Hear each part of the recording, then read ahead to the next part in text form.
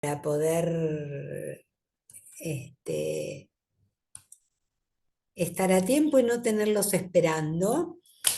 Y vamos para poder tomar el tema de hoy, que es control electoral ciudadano y organismos en el proceso electoral, a retomar algunas ideas que ya dijimos cuando nos reunimos el lunes pasado.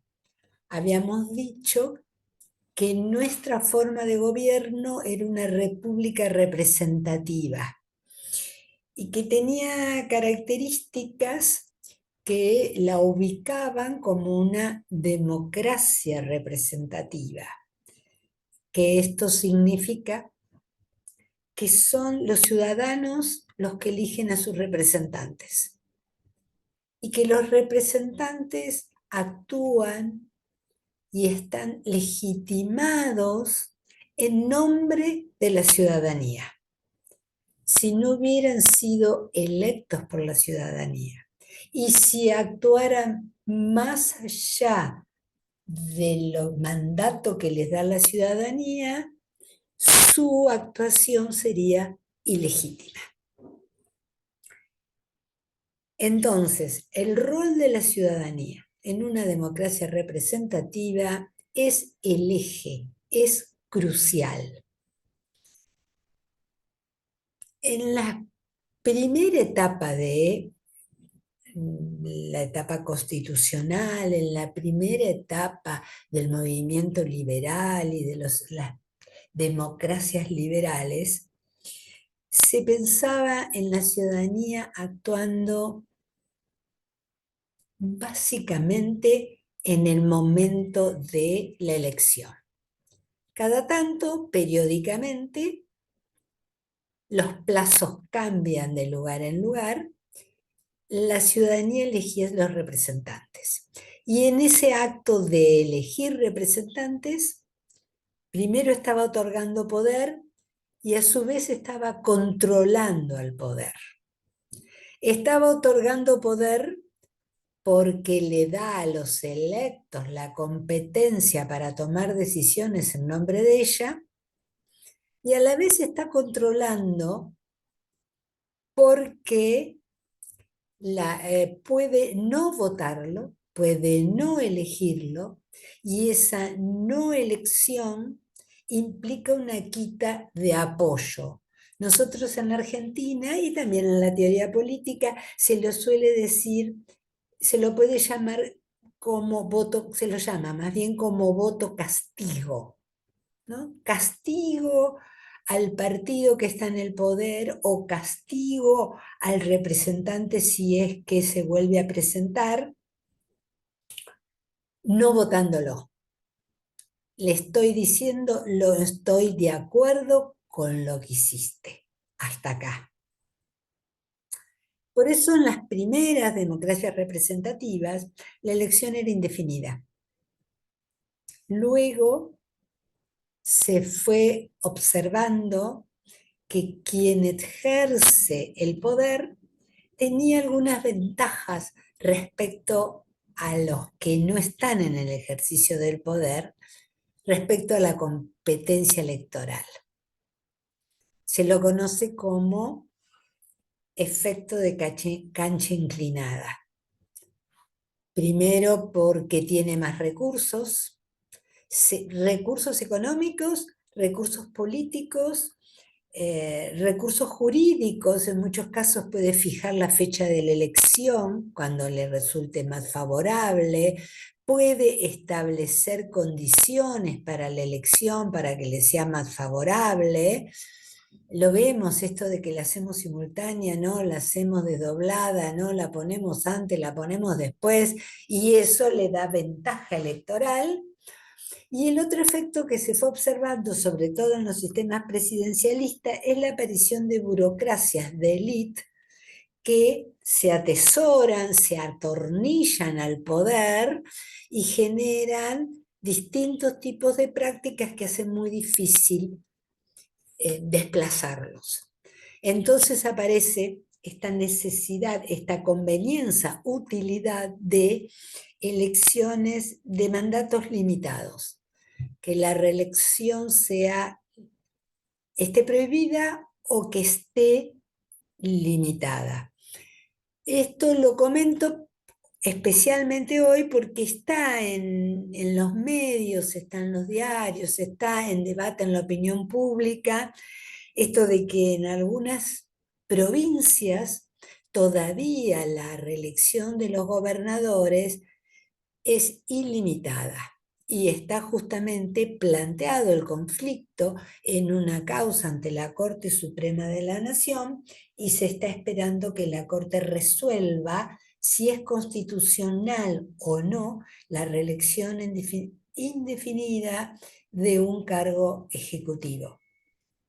Esto ya se planteó ante la Corte Interamericana de Derechos Humanos y se pronunció la Corte diciendo que en principio la reelección o no es una decisión de cada estado cuando se da sus normas electorales y diseña sus instituciones, pero que a los fines del presidencialismo y a los fines de una, una elección robusta, no conviene la reelección indefinida. La postura de la Corte Interamericana de Derechos Humanos es en contra de la reelección indefinida de los cargos ejecutivos. Lo que ella sugiere es ponerle un límite. Bueno, veremos qué dice nuestra Corte, ya nos enteraremos, pero lo que está en juego es esto, que la ciudadanía pueda controlar negándole el voto y que la ciudadanía pueda elegir en elecciones competitivas, libres, periódicas a sus ciudadanos. Con la evolución de la democracia, esto tiene que ver con la evolución de la idea de la democracia representativa, pero también aparecieron o se observaron formas de participación que si bien vienen desde un principio, cada vez se hacen más fuertes y cada vez toman más peso dentro de una democracia. Y es la participación de los ciudadanos en la vida cotidiana más allá de las elecciones. Se considera que hay más calidad democrática cuando los ciudadanos participan, cuando los ciudadanos, no sé qué me pasó acá, que me hice guardando su pizarra, que yo no hice nada, pero bueno, ya se está normalizando. Cuando los ciudadanos participan en la vida, al menos en su entorno. Eso puede ser incluso participar en el barrio, participar en un club, que puede ser político, puede ser social, puede ser deportivo, ¿no? Que significa lazos sociales, compartir opiniones sobre aspectos concretos de la vida social y de la vida política, y generan muchas veces opinión que puede llegar a ser valorada por los representantes. ¿Está? A veces es colocar un semáforo, a veces es la limpieza de las calles, a veces que haya una plaza. ¿Cuántas veces escuchamos esto de que los vecinos se mueven para que haya una plaza cerca? Ese tipo de participación hoy día también es valorada y también funciona como un límite o control al representante. Le hace saber el representado qué es lo que él quiere de manera concreta, no solamente quién, sino qué. ¿Se entiende? También aparecen a veces sobre cuestiones más genéricas, más amplias, y esto se va generalizando en la opinión hasta tomar cierta entidad que se la conoce como opinión pública. La opinión pública es la manifestación, la expresión de una voluntad de los representados que toma cierta entidad y que llega al debate público. Y cada vez esto es más valorado por los representantes, o dicho en términos más comunes, por los que gobiernan. A ver, como ejemplo que tenemos ahora reciente, estaba viendo el costo de las obras sociales, ¿no? Primero hubo una decisión gubernamental, las liberamos lisa y llana.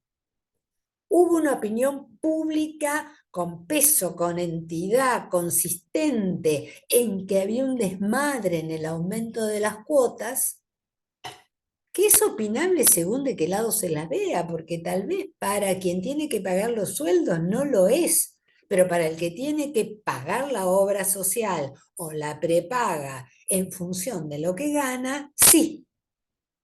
Bueno, llegó, fue escuchado, se generaron actos de gobierno y parecería que se estaría encauzando un límite a esos aumentos. Hoy día se supo que hay 7 de estas prepagas que han decidido bajar, no sé, un 10 o un 20% la cuota.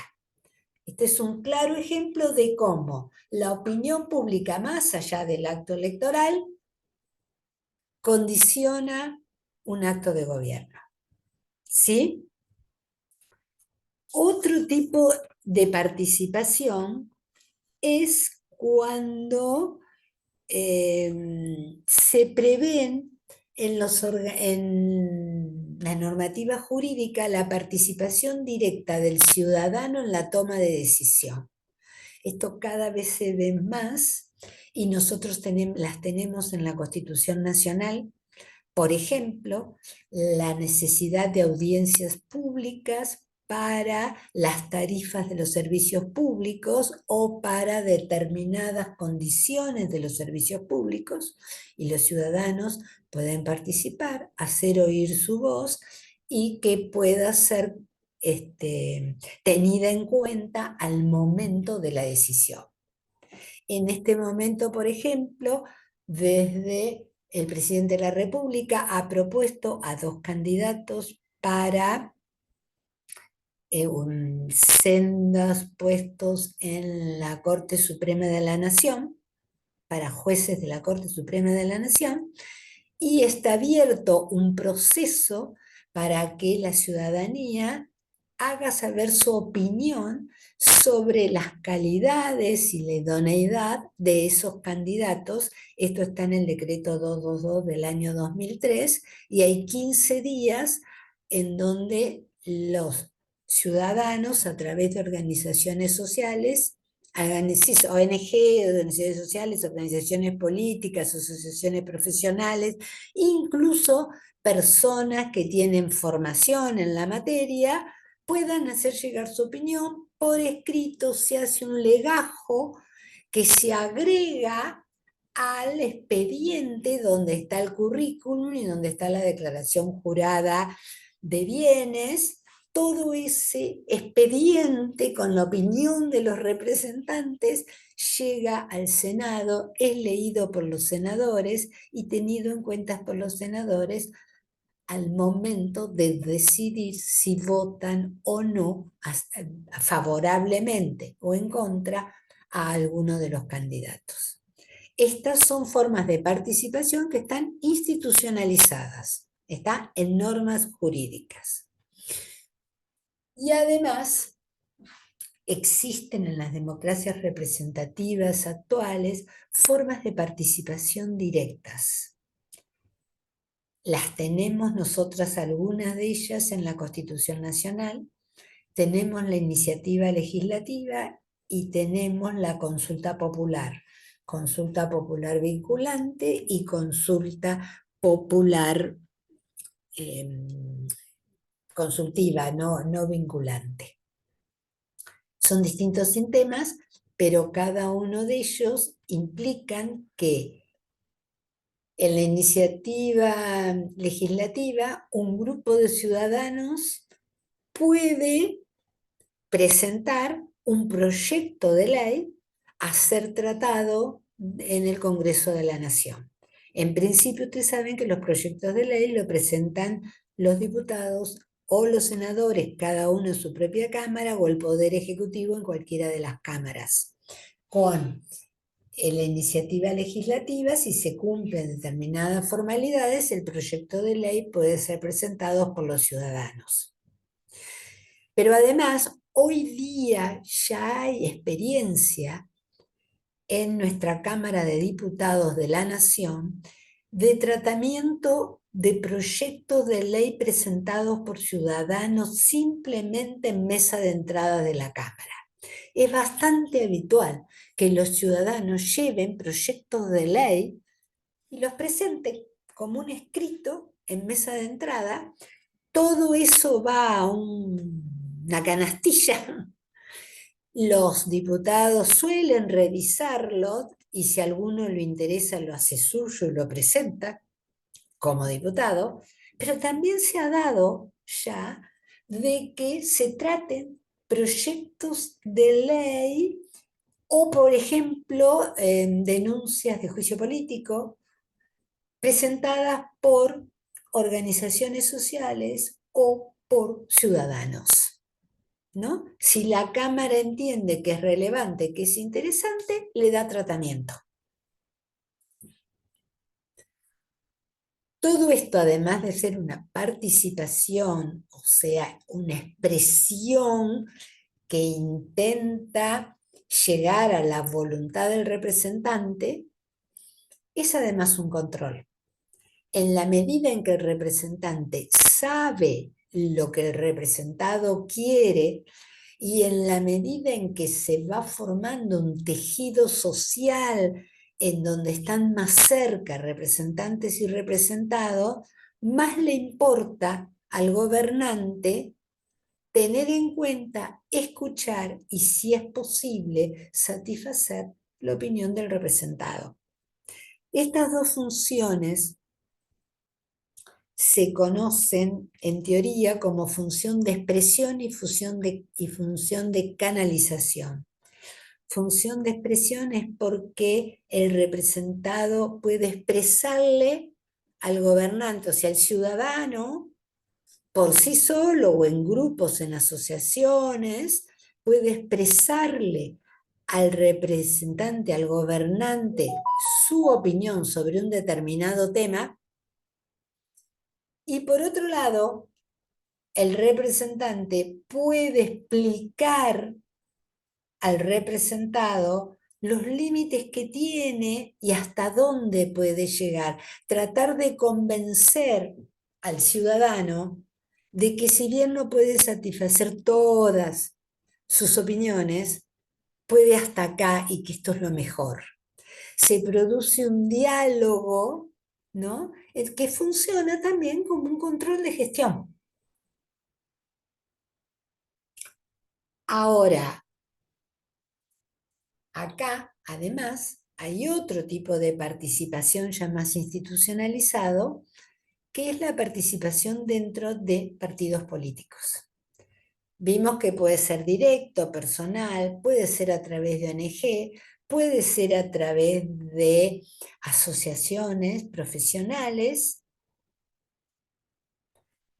y puede ser a través de partidos políticos en donde ya en general la expresión está más alineada con una opinión política, ya no solo opinión sobre un tema puntual que interesa, como puede ser a través del barrio, o en las tarifas, o respecto a un juez, o una ley de un tema, sino que acá ya se transforma en algo más general. Los partidos políticos en nuestro sistema tienen vida y actividad permanentemente. La ley a esta actividad de los partidos políticos permanente le llama desenvolvimiento institucional. pueden ser estas actividades donde nos conocemos, donde distintas personas hablan y les explican acerca de la vida del partido y actividades y de tareas dentro del partido o dentro de un área del partido. Pero también ustedes escriben, pueden hacer consultas, dejan opiniones o participar afiliándose dentro de los grupos partidarios, dentro de las comisiones, grupos, las sedes del partido cercanas, etc. Antiguamente los clásicos partidos, por ejemplo, ese socialismo utópico, romántico, tenía como característica que solía tener centros barriales culturales y bibliotecas populares. Los ciudadanos iban, retiraban libros, leían, devolvían, participaban en mesas, charlas, discutían de libros, discutían del barrio, discutían de política y se generaban vínculos, ¿no? Cuando aparecieron los partidos de masa, de masas, ¿no? No de masa el líder político, no de masas, estos partidos mucho más grandes y con muchos afiliados y mucha participación, en su primera época, y yo la recuerdo, y todavía algo sobrevive en algunos lugares, tenían, por ejemplo, apoyo jurídico, apoyo sanitario, apoyo escolar. Los chicos iban y tenían clases, los que iban a las escuelas, y podían recibir apoyo escolar, enseñanza de oficios, enseñanzas de currículum para insertarse en el medio laboral. Es como ofrecían servicios. Y de esa manera se generaba un vínculo entre el representante y el representado, entre los que tenían cargos dentro del partido, los afiliados o simplemente gente de la cercana que se acercaba y participaba. Eso también genera opinión, eso también acerca, genera un entramado, y esto de que si yo conozco no sé, en un juicio, miren, hace poquito recorriendo la provincia de Buenos Aires, en un pueblito muy chiquito encontré un local del PRO, donde ofrecían clases gratuitas de yoga. ¿Está? ¿Qué pasaba? En esas clases de yoga está el concejal, el vecino, la hija de, digo por ser alguien jovencita que va al secundario, ¿está? Cuando ese concejal tiene que votar algo, y él después de la clase estuve charlando y se tomó un vinito, no sé, un café con los compañeros de yoga, sabe lo que piensan. Y no es lo mismo volver a la clase de yoga si votó en contra. Tiene que darle alguna explicación. ¿Está? Aunque esto no esté institucionalizado. En el sentido que no tiene por qué, no tiene por qué escuchar todas las opiniones, porque algunas pueden no ser viables. Para eso es representante, para seleccionar aquellas expresiones y reclamos que son viables de aquellos que no. ¿Está? Pero ven cómo la democracia representativa se ha transformado a lo largo del tiempo en una red mucho más compleja, con mucho más riqueza, ¿no? Donde acerca y a la vez aleja. ¿Por qué? Digo porque estas prácticas prácticamente han desaparecido de los partidos políticos, pero hoy la comunicación se da a través de redes o de esto que estamos haciendo hoy, ¿no? En redes hoy cualquiera puede hacerse escuchar y puede llegar a generar tantos seguidores o tantos vistos o tantos retuiteos, etcétera, que necesariamente los representantes escuchan, prenden la alerta y dicen, ¿qué está pasando acá? ¿Están? Digo que a la vez aleja porque no es un trato personal, es un trato a través de un aparatito, que puede ser el teléfono, la computadora, etcétera. Pero sí también es muy rico hoy día. Se le hace bastante más difícil a los gobernantes esta función de canalización, o sea, de convencer hacia abajo, porque las voces en las redes son muy amplias. Solo requieren de que conseguir apoyo, que es lo mismo que hace un político cuando quiere hacer algo. Sale a buscar que lo voten o sale a buscar que lo apoyen. Y hoy cualquiera puede ir a una red, opinar, y si tiene muchos seguidores, y tiene muchos likes, y tiene muchos Twitter, seguramente va a sonar la alarma. Bueno, pero donde sigue siendo típico, paradigmático, en una democracia representativa, la participación ciudadana es en el acto electoral, en los comicios, en las elecciones.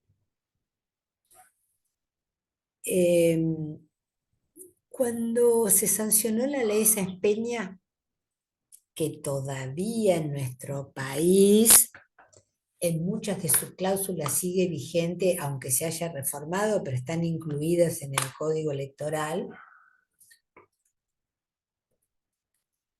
se pensó en comicios organizados, planificados y llevados a cabo por la ciudadanía. El ideal era como que esto es ajeno al Estado. Para que haya transparencia y haya imparcialidad, que lo hagan los propios ciudadanos. Ellos eligen quién se va a hacer cargo de manejar el Estado. Y pensaba en mesas electorales manejadas totalmente por los ciudadanos, elegían sus autoridades, sus fiscales partidarios, sus lugares, sus boletas, sus listas. Y en la ley Sáenz Peña apareció un poquito esto del control judicial. Lo que hacía la justicia, como en tantas actividades de la vida democrática, es un contralor, ¿no? Que realmente hubiera imparcialidad en la autoridad de mesa, que nadie se quedara sin poder presentar sus candidatos. No había casi, había, pero digamos, no se exigía muchos partidos políticos, las listas la presentaba un apoderado de lista, en la ley Sáenz Peña, ¿no? Y ese día iban con la mesa, se sentaban, organizaban dónde. Si ustedes miren fotos antiguas, en general las mesas de votación eran o en el atrio de las iglesias. Incluso hay algunas en la calle, en la vereda, hay una que circula muchísimo de que estaba la mesa en la vereda Rivadavia y Callao, frente al Congreso, ahí donde hay un bar ahora. Ahí estaban sentaditos con sus trajes o levitones negros, llevando adelante el comicio.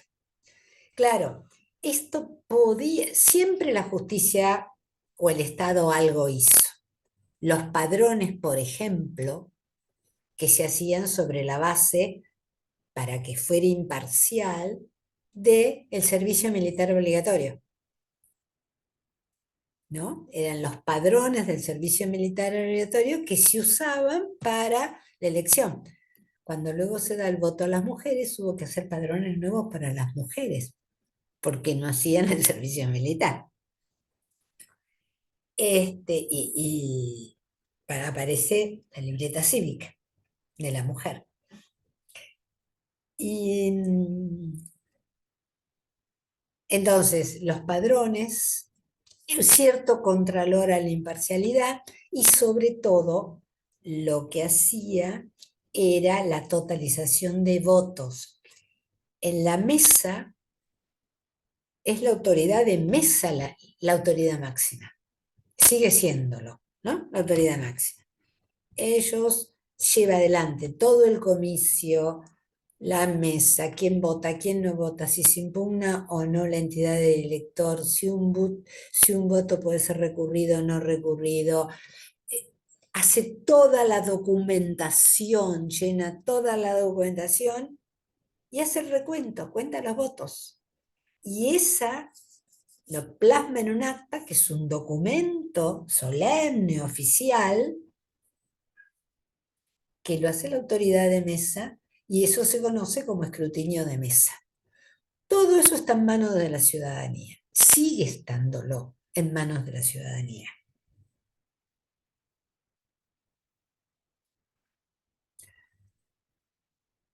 Allá antiguamente, lo único que había después era el escrutinio que llamamos escrutinio definitivo, que es la suma de los resultados de todas las actas. Porque la autoridad de mesa tiene el acta de su mesa, ¿no? Lo que hacía la autoridad judicial es recibe todas esas actas y las suma. A lo sumo revisa que formalmente sean creíbles.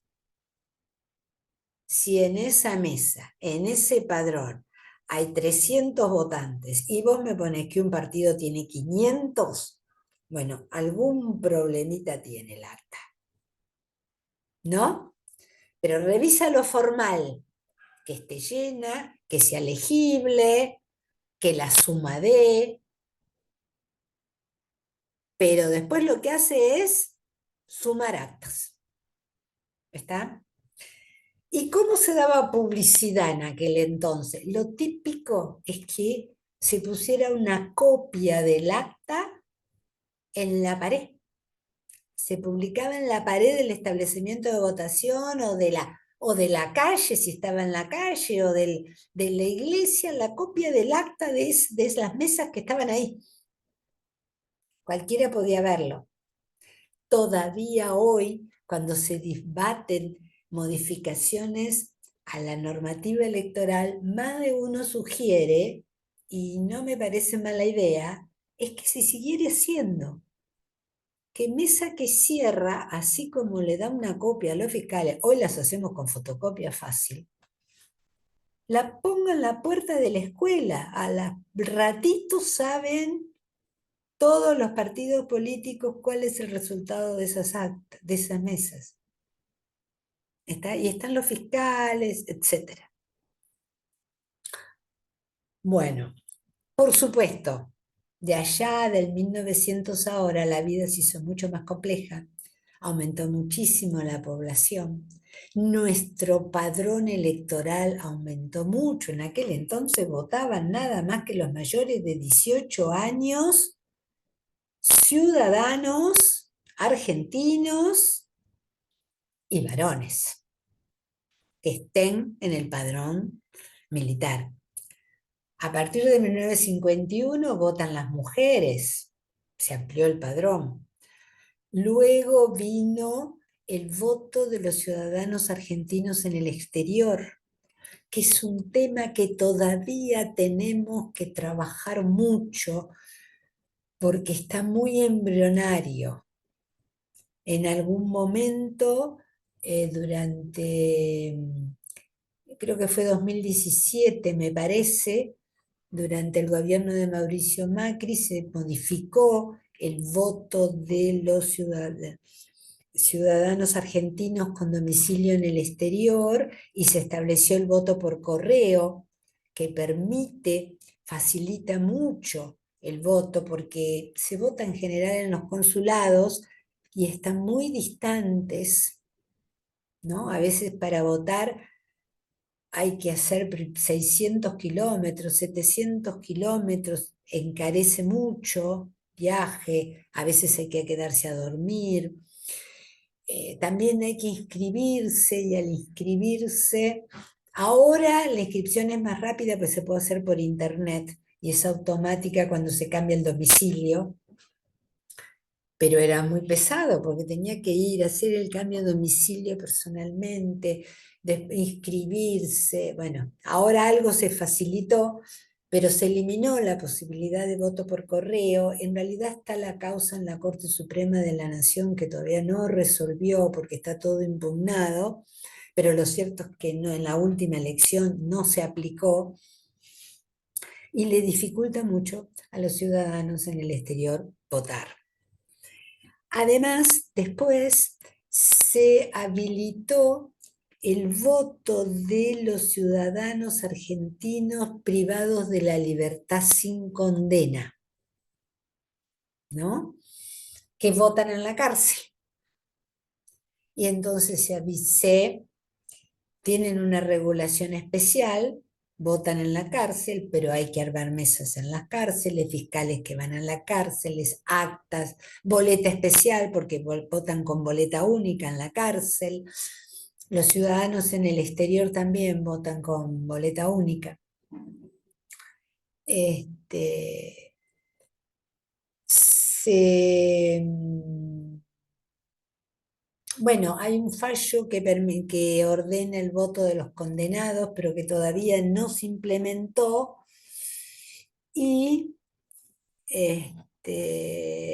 últimamente se amplió a los ciudadanos de entre 16 y 18 años, que también votan. Pero además la vida en las ciudades son más grandes, más complejas, la relación, las distancias, etcétera, ha hecho que se hayan ido asumiendo muchas tareas el Estado. Lo que queda en manos puramente de la ciudadanía es la mesa electoral. El resto de la organización y contralor lo hace el Estado, pero siempre con participación de los ciudadanos de una u otra manera. Ahora vamos a ver. Los padrones son padrones oficiales que hacen. Bueno, el Estado actúa a través de básicamente dos poderes en todo el proceso electoral. El poder judicial y el poder ejecutivo. Hay algo del Congreso de la Nación respecto al escrutinio definitivo de presidente. Pero en principio la tarea es del Poder Judicial y del Poder Ejecutivo. Y esto me parece, para quien tiene algún tipo de participación en los comicios o de participación dentro del partido o participación política, me interesa que quede bien claro. Básicamente actúa el Poder Judicial. Y el Poder Ejecutivo lo hace bajo la tutela del Poder Judicial, salvo lo que es presupuesto, lo que es dinero, ¿no?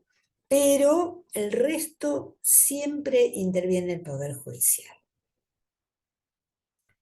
Y la ciudadanía. ¿Qué hace la justicia electoral? Hace los padrones, organiza las mesas electorales, designa las autoridades de mesa, decide dónde se ubican las mesas, decide los padrones de cada mesa, designa los delegados electorales, decide el horario de votación, decide si se cambia una mesa o no ante un infortunio o algún inconveniente, decide si se prorroga el horario de votación si es necesario por algún inconveniente de alguna demora, superdiseña toda la documentación electoral, todas esas actas que ustedes ven, la urna, la papelería, el sellito, todo lo diseña la justicia electoral y supervisa la distribución de toda la organización concreta, toda la logística de las mesas y de la documentación, del material y la documentación electoral. ¿Está? Pero además, la justicia electoral actúa esto sería la parte más técnico-administrativa de una elección que tiene la justicia electoral. Pero además tiene las causas contenciosas, que son típicas de los jueces. Primero porque lleva todas las causas contenciosas de los partidos políticos, pero además es ante ella donde se dirime todo el registro de candidaturas, registros de boletas, con todo el contralor de ello, donde se deciden todos los conflictos que hay entre los distintos participantes, sea partido político, sea un fiscal, sea la justicia, sea el poder ejecutivo, lo va a decidir la justicia electoral como juez. A ver, supónganse que el juez electoral decide que va a haber una mesa, no sé, en una playa. Y los partidos políticos pueden ir y cuestionárselo. Mire, en ese lugar no porque se inunda. En ese lugar nunca hay luz, o en ese lugar no hay internet. Es mejor que esa mesa esté en este otro lugar. Se hace una causa, se escucha al Estado, se escucha al particular y decide. ¿Está? Y por supuesto, todas estas etapas, los partidos políticos. Los partidos políticos controlan dónde se ubica en la mesa, los establecimientos de votación, las autoridades de mesa, los delegados electorales. Todo esto tiene que ser hecho bajo el contralor de los partidos políticos, que representan a la ciudadanía. A veces se acepta también que cualquier ciudadano haga una impugnación. Si esa impugnación está bien fundada, es escuchable. ¿Está? Pero supónganse que nombran presidente de mesa a un tipo que está buscado por la justicia, Interpol, no sé, tiene alertas, y uno le avisa y la justicia lo va a escuchar. ¿Está? Pero generalmente se hace a través de apoderados partidarios. Pero además hay audiencias de apoderados partidarios cuando el juez toma estas decisiones. Se los escucha. Para aprobar boletas tiene que haber una audiencia de boletas donde se discuten todas las boletas, las propias y las ajenas, todas. Cuando se presentan la candidatura, todos los partidos políticos pueden revisar las candidaturas de los demás partidos para ver si la lista cumple con los recaudos formales.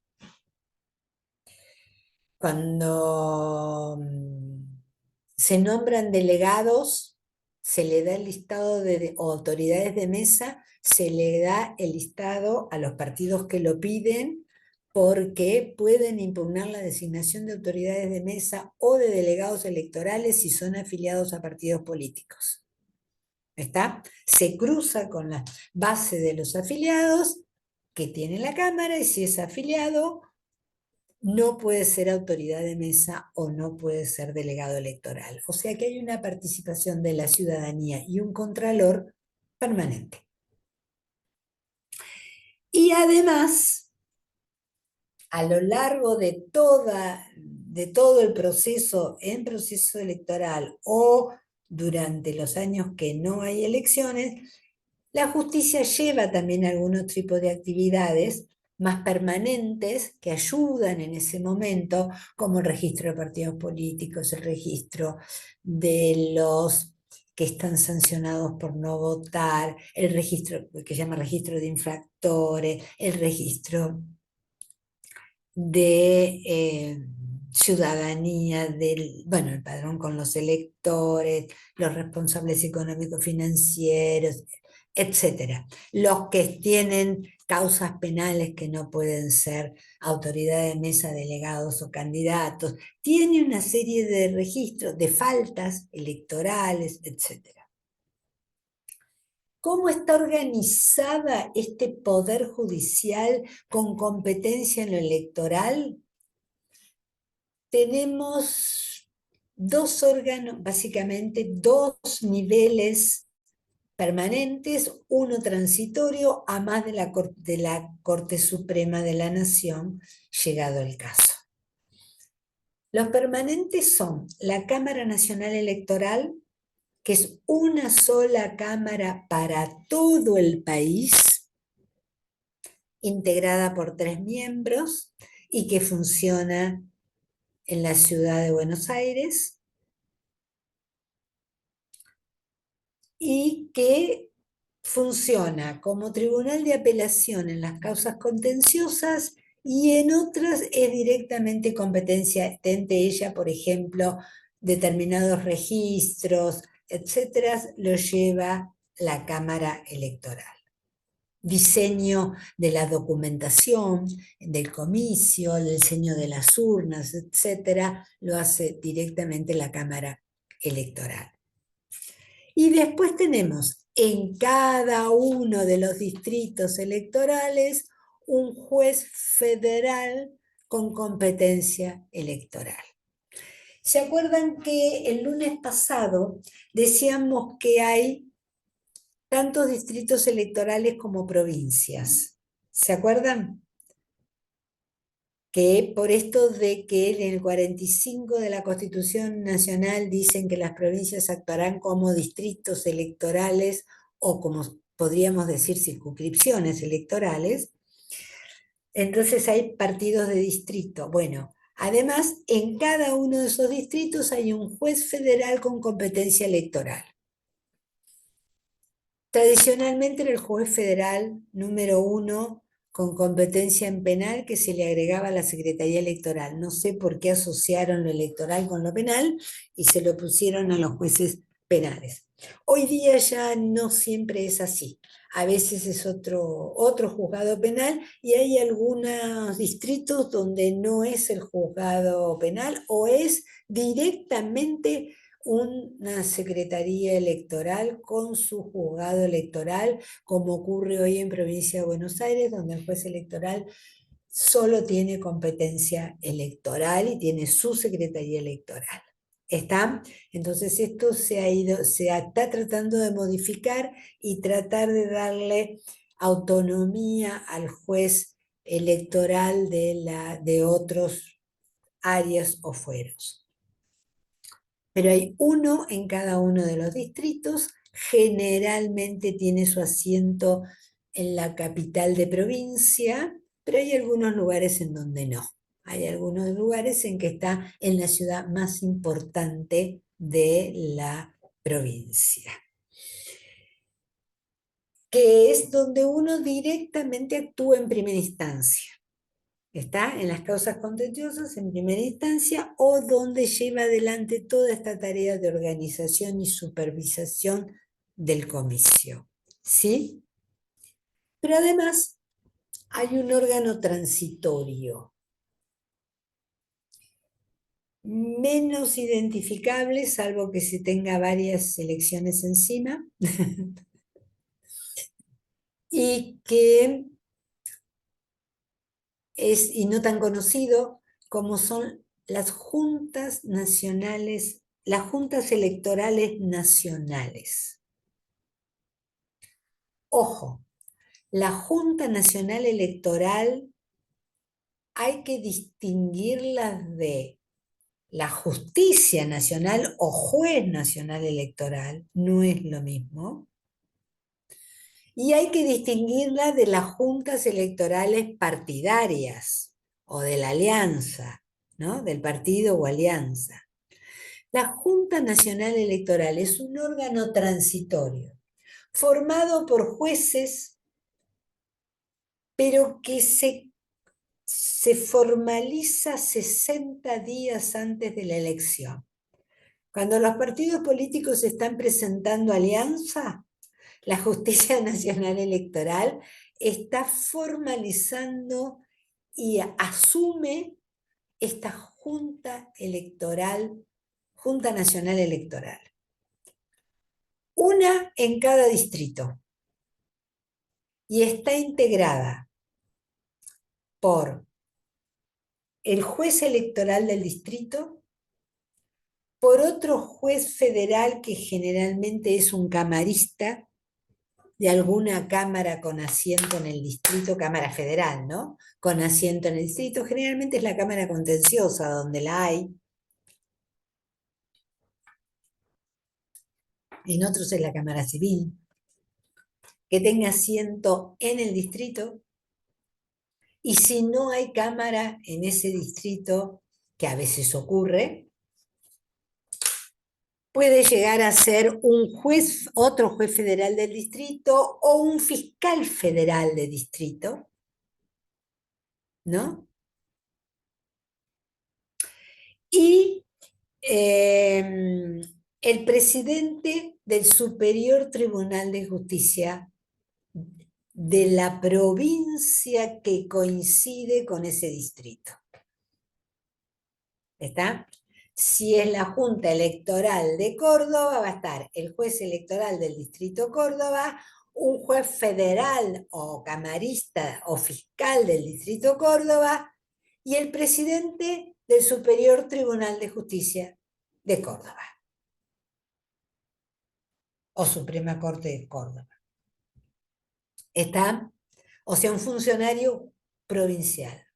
¿Por qué tiene esa distribución, esa conformación extraña? No lo sé, es así. ¿Por qué decidieron eso? Honestamente, no lo sé. ¿Qué hace? Asume todo el contralor del comicio a partir de la oficialización de candidaturas hasta la proclamación de candidatos. En la elección general, no actúan las PASO. Por eso digo que a veces esto se confunde, porque en las PASO lo hace el juez electoral, pero en la general actúa este órgano transitorio.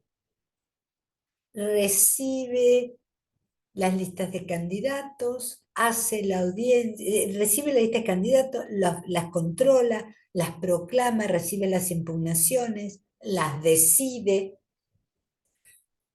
recibe las boletas, hace la audiencia de boletas, recibe las impugnaciones a las boletas, decide las impugnaciones, nombra autoridades de mesa, nombra delegados, etc. Y sus decisiones son apelables ante el juez federal electoral del distrito. En las pasos es el juez electoral apelable a la Cámara. En la general es la Junta apelable al juez. ¿Están? Bueno, no los quiero aburrir, hay alguien que está por ahí bostezando, así que no los jorobo más. Una vez que se proclaman los candidatos, se comunica a los respectivos órganos y se disuelve este órgano. El otro órgano del Estado que actúa es el Poder Ejecutivo. El Poder Ejecutivo lo hace a través de la Dirección Nacional Electoral, que forma parte, depende del Ministerio del Interior. Ustedes saben que los ministerios tienen una estructura que es ministro, secretario, prosecretario, director. Bueno, en el Ministerio del Interior, que cambia de nombre según el presidente, generalmente hay un ministro del Interior, un secretario de Asuntos Políticos, un subsecretario de Asuntos Políticos y Electorales o Institucionales, etc., y una Dirección Nacional Electoral. Esta Dirección Nacional Electoral, que está en el Código Electoral, con lo cual siempre está en el organigrama de la Ley de Ministerios, es la que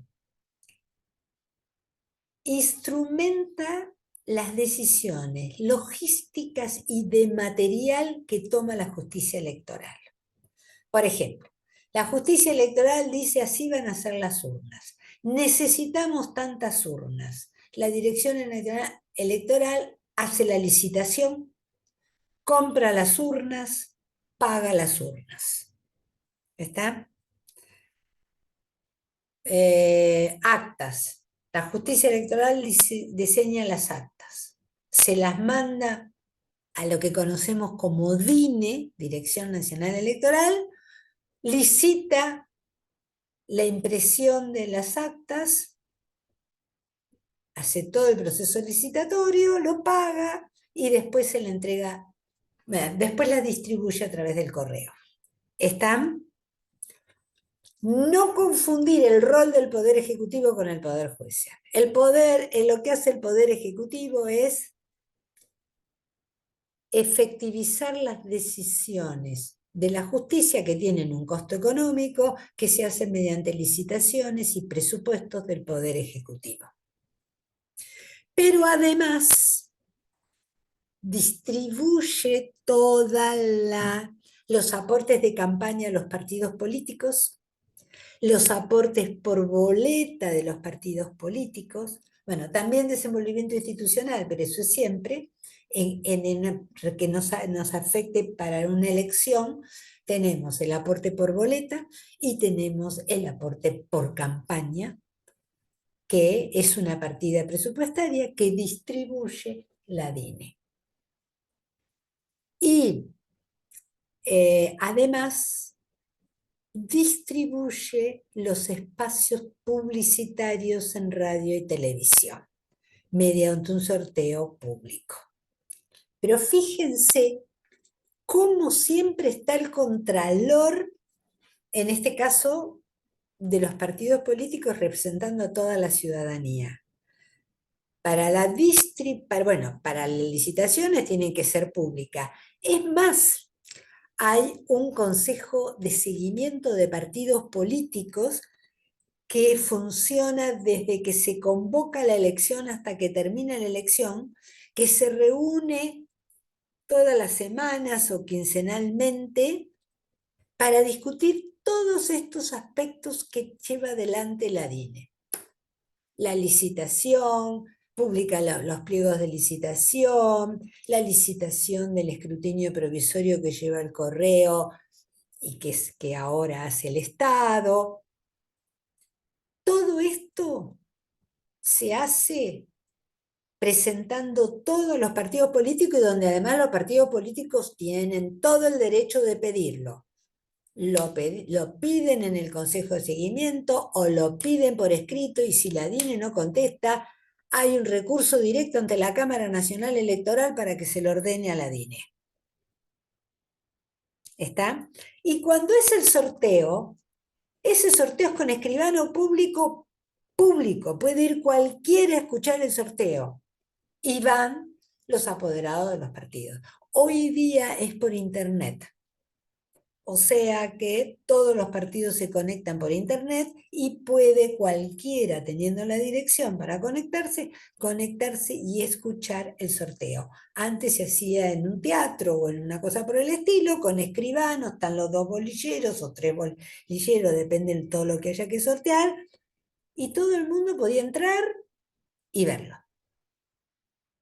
¿Sí? Con esto, ¿qué intento demostrar? Que toda la actividad de un comicio, el eje, el foco, está puesto en la ciudadanía o en los partidos políticos. Para que sean ellos los que garanticen la transparencia e imparcialidad. No digo que esto siempre se cumpla ni que todo sea perfecto. Digo que esta es la idea. Y esta es la idea de donde tiene que partir la autoridad de mesa en una mesa electoral, porque ella en esa mesa es la última autoridad, es la máxima. ¿Está? Los fiscales están para controlar y defender los intereses del partido. Pero la que decide es la autoridad de mesa y ni siquiera el delegado, ¿no? Y en todo caso, si hay un conflicto serio, se impugnará en la justicia. Que vaya el fiscal y lo plantee ante el juez, que resolverá. ¿Está? Lo mismo en cada etapa. El eje es el ciudadano. Bueno, hay otros órganos del Poder Ejecutivo que tienen incidencia en yo voy mirando la hora que ya va siendo, ¿no? Pero para ir cerrando, que tiene incidencia. Uno es el correo, que es el que distribuye toda la documentación, el despliegue de las urnas y de la documentación, y que hace después el repliegue. Esto también puede ser bajo control ciudadano, a más de que tiene el Contralor de la Justicia. Yo no sé si ustedes saben, pero los fiscales de los partidos políticos pueden subirse al camión del correo que lleva las urnas y la documentación.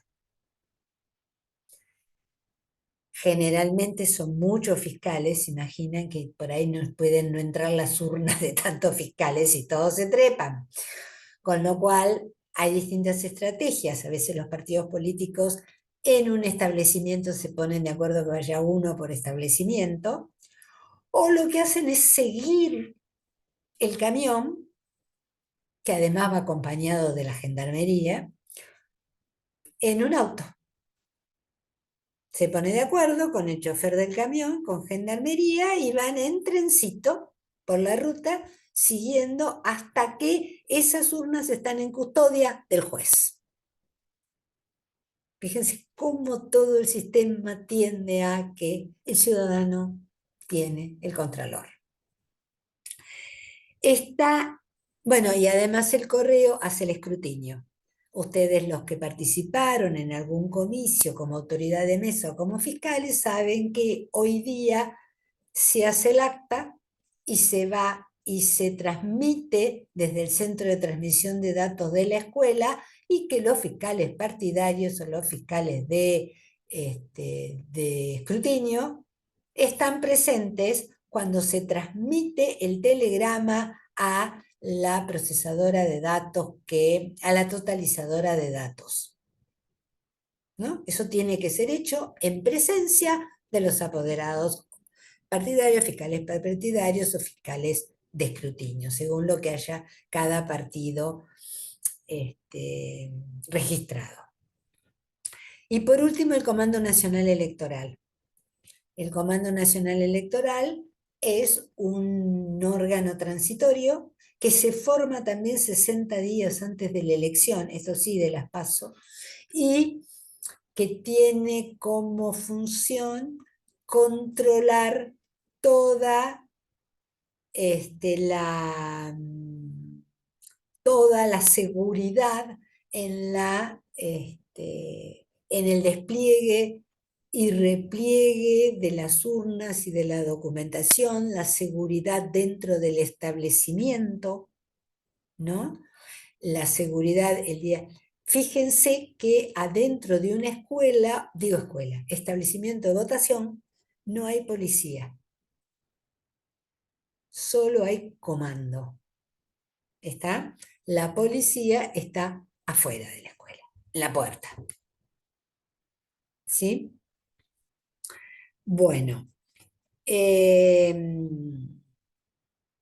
Hay otros actores que ustedes conocen, ya que directamente hemos dicho algo de pasada, pero para dejarlo en claro, ¿cómo son? Bueno, los partidos políticos, que ya los nombramos, el día de la elección, las autoridades de mesa, que ya lo dijimos, es la autoridad máxima de esa mesa y es la que decide los conflictos que se plantean en esa mesa.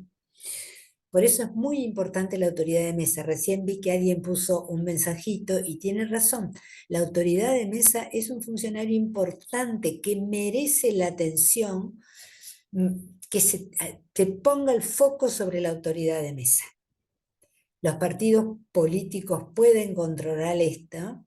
La justicia exige que no sean afiliados a ningún partido político y muchas veces los jueces nombran afiliados, pero los partidos políticos pueden impugnarlos y pueden incluso llegar a la Cámara. Acá hay generalmente una pelea, hay muchos jueces federales en el interior que no quieren saber nada con esto de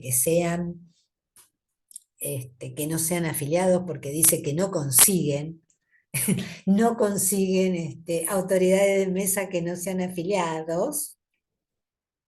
Argumento, lo dejamos ahí, ustedes lo conocen mejor que yo, pero lo cierto es que los partidos lo pueden hacer. Y que incluso hay una acordada de la Cámara que dice que si en una mesa falta la autoridad de mesa y se nombra a un elector, el apoderado puede controlar que este no sea afiliado y hay un formulario para hacerlo llegar a la Cámara si resultara ser afiliado. Tampoco debiera ser afiliado el delegado, que es otro de los actores que tenemos el día del comicio, pero acá no es tan fuerte como en la autoridad de mesa. No debiera serlo, para la Cámara no. Pero la verdad que el rol del delegado es el nexo entre la autoridad de mesa y la justicia. El delegado no tiene que tomar decisiones. El que toma decisiones es la autoridad de mesa. El delegado colabora, ayuda. Generalmente ponen al director de escuela o algún funcionario de la escuela que conoce la escuela, conoce los pormenores, dónde está el baño, qué canilla funciona, cuál no, qué pasa si se corta la luz, ¿no? Que tienen resguardo boletas en el cuarto de contingencia, por si faltan boletas, ¿está?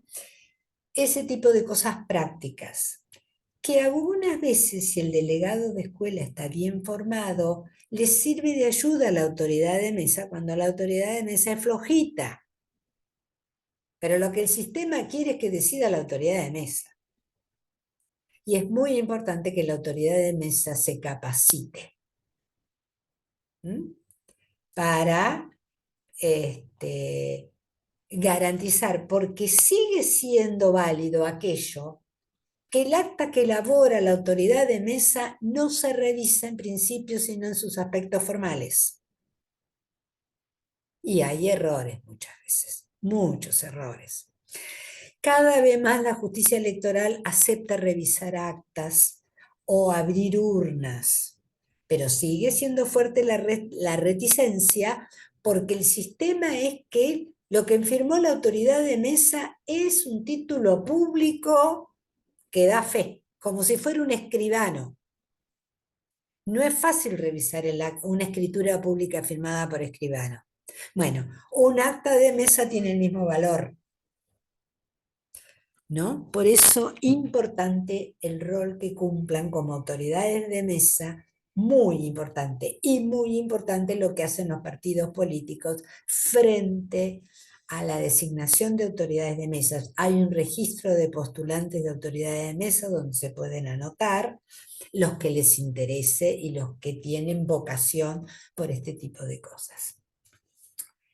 Y después tenemos los fiscales partidarios. Los fiscales representan al partido político, defienden al partido político, las listas, las boletas del partido político, o sea que claramente tienen una pertenencia política y así se cree, Y la idea que hay detrás de toda esta organización de la mesa es que tenemos una autoridad de mesa imparcial, rodeada de parciales que defienden y donde la imparcialidad va a surgir de esa tensión entre los distintos actores que actúan en autointerés. O sea, es un imparcial y defensores de su propio interés. En ese juego, que de alguna manera se parece un poco a la idea de mercado, típica del liberalismo, es donde se supone que surge la imparcialidad. Los fiscales, cada uno va a defender lo suyo. Y al defender lo suyo, va a evitar que otro cometa deslices, excesos. Y que en caso de conflicto hay alguien imparcial que va a resolver, que es la autoridad de mesa. ¿Está? También por eso el rol de los fiscales es muy importante. Porque para el equilibrio de la imparcialidad es importante que todas las fuerzas tengan quien la defienda.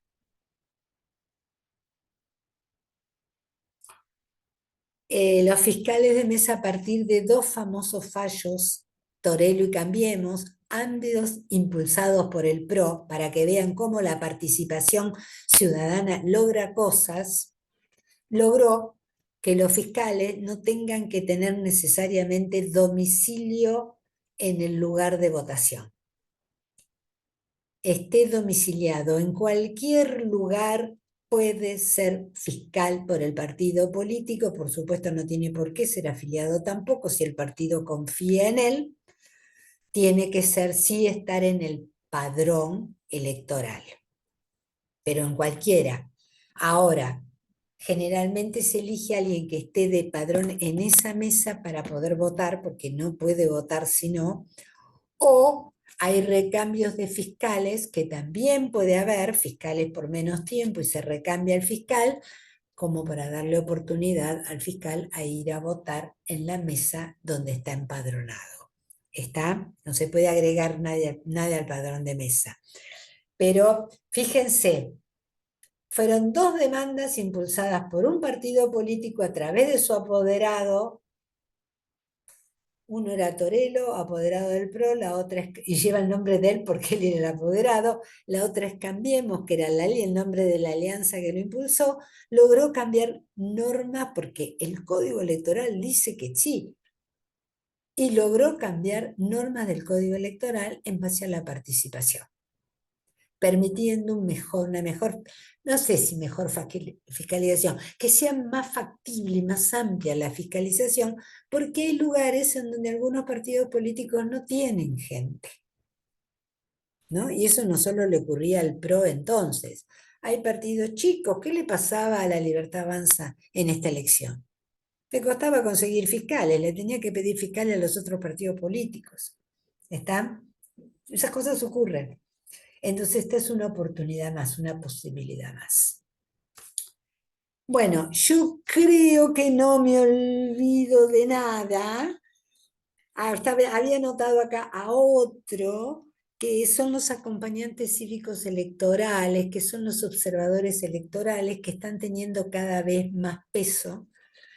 Son generalmente ONG que están preparadas para este tipo de tareas, se registran ante la Cámara Nacional Electoral y lo que hacen el día electoral es presentarse en los establecimientos de votación y observar. Lo único que pueden hacer es observar. No pueden hablar, no pueden sugerir, no pueden dar órdenes, pero observan, toman nota y hacen un informe acerca de la calidad de cada una de esas mesas dentro del comicio. Si hubo problemas, si se abrió en tiempo y forma, si cerró bien, si hubo discusiones, si había boletas, si faltaron boletas, si se denunciaron robos de boletas, y le informa a las autoridades electorales como un actor observador imparcial. ¿Sí? Bueno, quedo a disposición de ustedes para todas las innumerables preguntas que me quieran hacer, si sé la respuesta. Gracias, Cristina. No, en realidad están No, no, no me debatiendo digas y que no porque me ofendo. compartiendo opiniones ahí en el chat. Hay, por ejemplo, una pregunta que quedó sin responder, que, por ejemplo, María del Carmen pregunta, La Pampa no pudo tener representantes de la Libertad Avanza. ¿Por qué?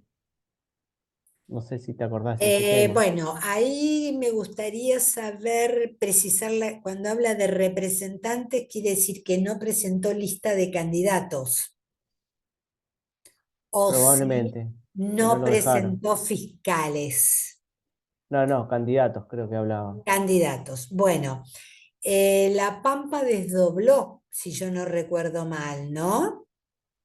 ¿O no? Sí. Con lo cual es posible que la Libertad Avanza no participara en la elección para candidato a gobernador porque no tiene presencia en el distrito, lisa y llanamente. Y debe haber participado, creo que lo hizo, en la elección de diputados nacionales por La Pampa y presidente, o al menos como presidente seguro, porque lleva la boleta presidencial, aunque más no sea, ¿no?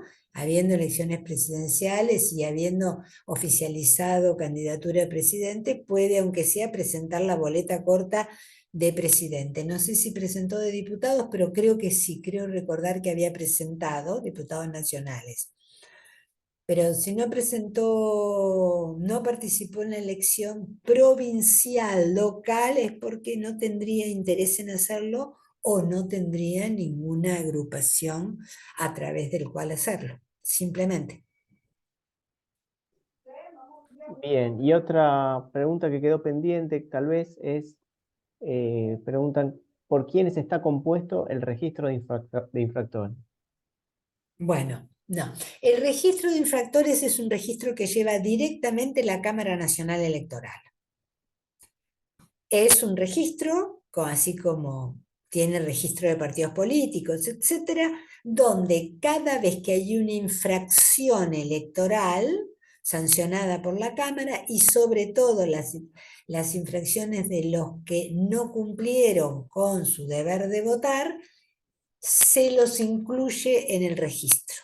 Uno puede entrar a través de la página de la Cámara Nacional Electoral y con el número de documento del elector ver si está o no en el registro de infractores al voto o algún otro delito, porque puede ser algún otro delito como, qué sé yo, una suplantación de identidad o desórdenes, etcétera, de algún delito electoral, ¿sí? Pero el registro lo lleva a la Cámara Nacional Electoral. Y lo que incluye el registro son todos los infractores. En términos groseros serían todos los que violaron la ley electoral, sea porque no fueron a votar, sea porque cometieron alguna infracción o delito. ¿Está? Bien, Lo Cristina, y lleva bueno, la directamente última. la Cámara. Bien, la última. Jorge pregunta una opinión sobre la facultad de los gobernadores para desdoblar. Una opinión personal tuya. Sí, perfecto. Eso lo hablamos la clase pasada, pero lo vuelvo a explicar cortito, sintéticamente, para no aburrir el resto. El nuestro es un partido federal. Con lo cual, la elección provincial es una elección que le corresponde al Estado-provincia. Cada provincia es un Estado, interno pero Estado. De hecho, en otros países se llaman Estados. Estados en Brasil, Estado en Canadá, Estados en Estados Unidos, etc. Entonces, cada gobernador decide su elección de acuerdo a su código electoral, su constitución, sus normas electorales y su justicia electoral provincial, absolutamente independiente de la nacional. Con lo cual, siempre y cuando cumpla con el código electoral de la provincia o la constitución de la provincia, porque a veces las normas están en las constituciones, llama a elección provincial cuando quiere, cuando la ley se lo permite. ¿Está claro?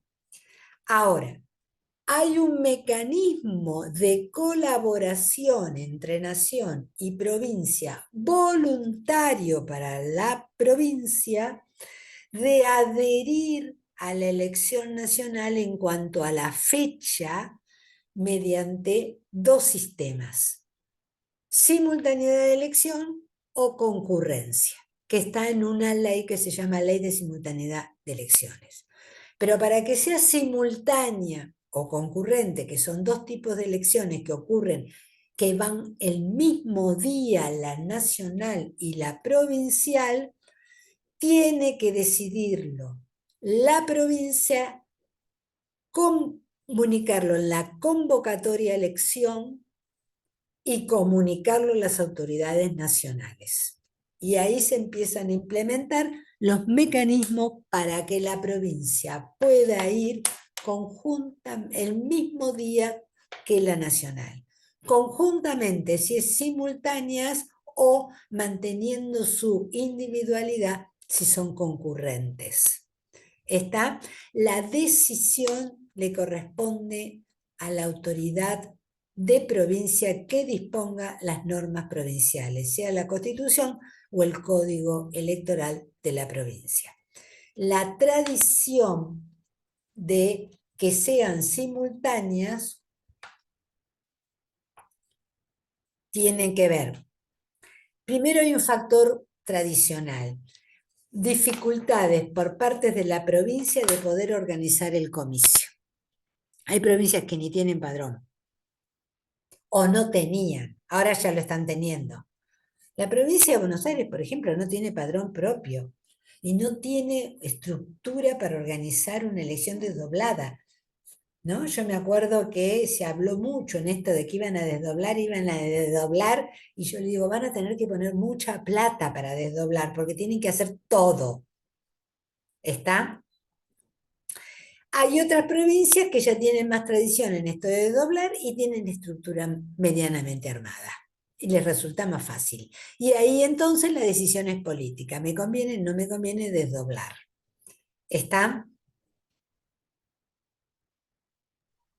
Perfecto. Generalmente cuando se hace simultáneo concurrente es más económica, se ahorran costos.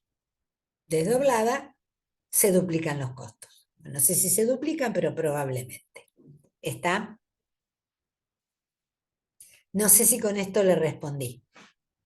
Sí, sí, Cristina. Por Así supuesto es muy que, técnico. Políticamente, la teoría suele preferir las elecciones simultáneas porque ordena políticamente, evita la dispersión del voto, evita la dispersión de fuerzas, ¿no? Es como que tiende a generar mayor orden político y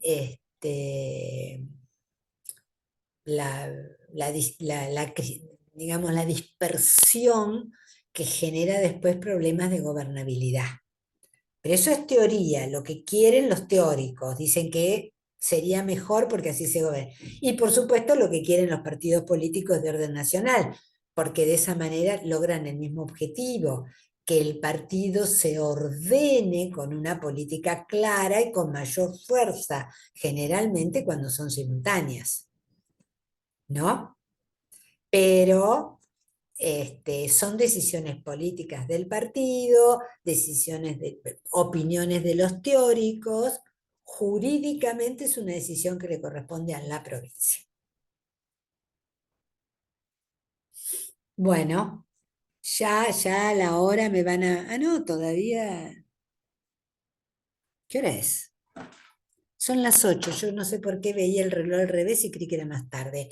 No sé si hay alguna otra pregunta o algún otro comentario que merezca alguna reflexión.